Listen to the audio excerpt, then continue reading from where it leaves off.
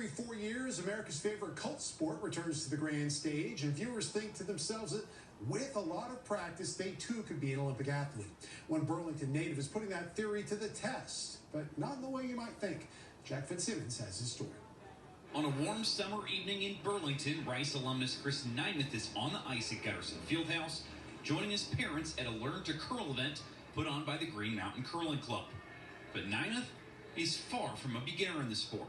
I think the first thing that can kind of be a struggle for people is just like getting the mechanics down, getting the slide down, and then after that I think it can become pretty easy to compete, at least casually. This born and bred Vermonter is getting set to compete on the world stage for the Nigerian national curling team. What's kind of been the reaction you've gotten from people when you tell them that you're on the Nigerian curling team? It's definitely a mixed bag. People that know me, it's not a surprise, but sometimes people who don't really know me are like, oh, like you're Nigerian, like it's kind of not what people picture, I think. Like everyone else on the team, Chris Nymeth is a Nigerian citizen. His father, Charlie, was born in the country, while his grandfather was working there in the pharmaceutical field. It was his grandfather that inspired Chris to return to the country and get involved. He told me, he was like, this is the thing I'm the most proud of. These are the people that I'm like most passionate about working with. And if you can, like find a way to get involved. And so I kind of was always looking for that. Chris and his father, Charlie, visited the country back in March to serve as teachers and coaches for students in Lagos and plan to return next month.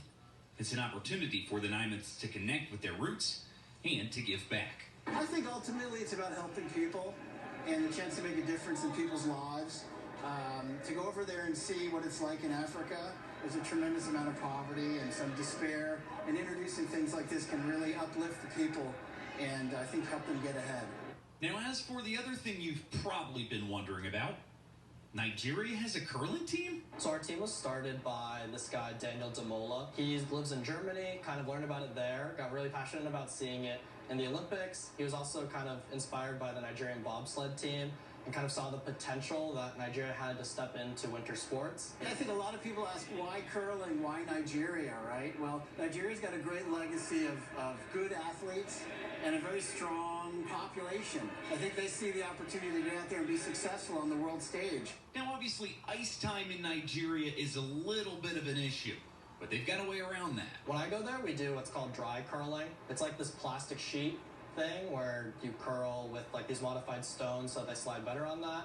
They're trying to raise money to build a curling center, but to get that kind of investment, they need to show they can be competitive on the world stage.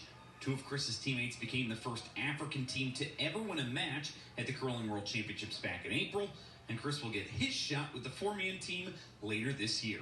It's definitely amazing. It's not something I ever expected. It's not something that I ever thought I would be in a position to do, but it's like amazing, and I hope to enjoy it as much as I can and really just do well and represent all the people I represent well. Chris and the Nigerian men's team will get their first chance to compete in November at the Pan Pacific Curling Championships in Beijing.